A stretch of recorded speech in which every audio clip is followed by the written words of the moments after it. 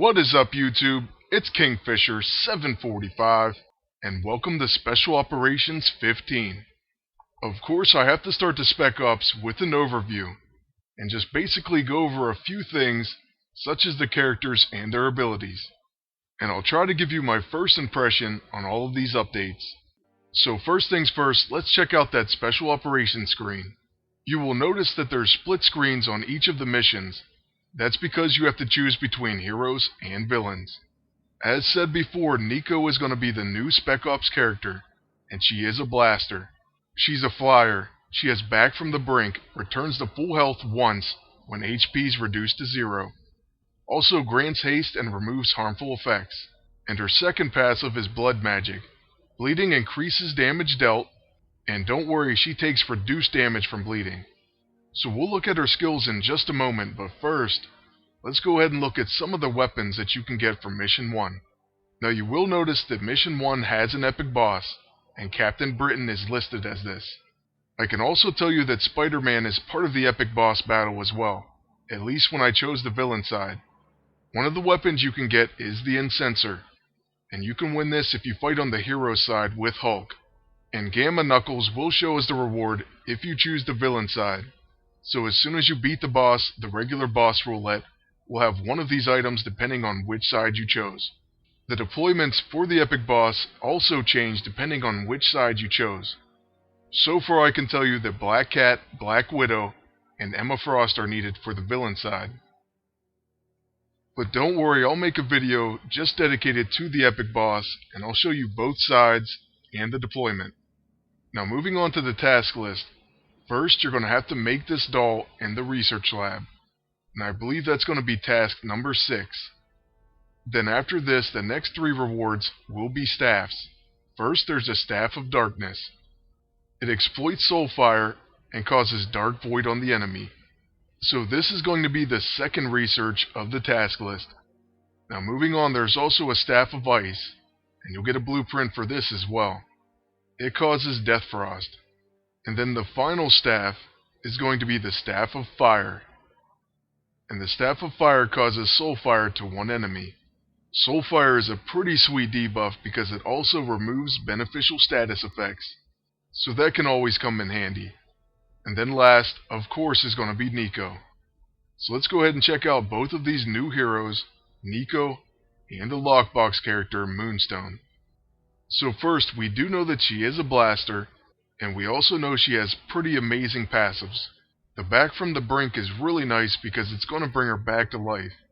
But now let's take a look at each of her abilities, starting with her level 1, Witch Arm. Witch Arm causes Bane on the enemy, and it also causes bleeding on Nico. So this is a good thing because the more bleeding she has, the more damage she does. And this is because of blood magic. Her level 2 is amazing because it's a multi-function. Already she gets one on her level 2. And I really like the name for the first ability. It's Die in the Fire. It has Ethereal Strike, Staff of 1 so it can only be used once per combat, and then it causes Soulfire to an enemy. Many of her abilities do have that Staff of 1 so they can only be used once per combat, but she has a very wide variety of moves. Now moving on to her second function, it's called Stick Around. It hits all enemies, it's catastrophic, it has Adhesive X, so target enemy cannot dodge attacks. It prevents the target from protecting and countering, and chance to cause immobilized, unable to use melee abilities. It also causes Constricted, so the next attack against his target will be a guaranteed crit. This ability is absolutely incredible. The fact that it has Adhesive X makes me really happy. I'm definitely going to be using that one right away. Then we have Freeze. It causes Frozen, Chilled, and a 60% chance to stun. And then the last function of her level 2 attack, but not least, is Kick-Ass. It has Blood Offering so requires bleeding to use, but it gives an extra turn and has Rising Up, so chance to gain Focused, Fortified, Agile, or Strengthened. And this is placed on one ally, so basically, it's like Cable's move, but it also gives Rising Up, so it's even better. And it's on a level 2 ability. That's crazy. Nico already looks so promising. Then to my surprise, her level 6 is multifunction as well. So first, we have Fear Me. It hits all enemies, it's a psychic attack. It causes cower and intimidated, so attacks have a 20% chance to fail, and then it also is going to intimidate everyone. Next is You Suck, and it causes neutralized, impaired, and nerfed. Used to be cool, but now it sucks. So that's a pretty funny ability as well. Thirdly, we have More Dots. It hits all enemies and has Chaos Shot, so chance to cause bleeding, burning, chill, dark void, and so on. And just imagine this with an exploit attrition move. She's going to be absolutely incredible. Oh, and there you have it. There's an exploit attrition move on her very next function. And it's catastrophic, and it does require bleeding to use, but still, I'm really excited about this character. I mean, I know there's a chance that you get overhyped about someone before actually using them, but I do think she's going to be really, really good. And by the way, her level 9 is a quick action that restores health and stamina, and gives her 3 stacks of bleeding. So just think, that means she's going to be doing that much more damage. And it's a quick action, so if you were worried about getting bleeding on Nico, there's no reason to worry. I think it's going to be really interesting to see what happens with Nico, and then characters like Dr. Voodoo or even Damon Hellstrom that could kind of be used against her, and other magic casters.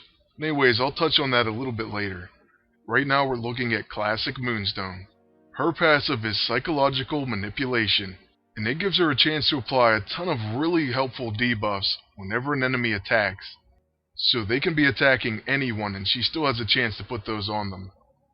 Then her level 1 causes Immobilized, unable to use melee abilities, and it does more damage if she's phased. Her very next ability causes her to become phased. It also causes Blinded. Next single target attack has a 50% chance to miss. Her level 6 Gravity Syndrome hits all enemies. It's subtle. It causes Exhausted. Heavy, which says flying characters are no longer immune to ground attacks, and cannot dodge most attacks. And then it has Gravity Well. Increases the damage of melee attacks. So first off, I'm glad that somebody finally grounds those flying targets. And secondly, she could be really helpful with a melee team with that Gravity Well. So think of maybe the Dragon's Foot, Quicksilver, Juggernaut, along those lines. Then her level 9 is a self-buff called Big Bang. It says takes 1 round to finish, charging up for the next attack. Next action must be the charged up action or recharge. Unable to counter or protect while charging up.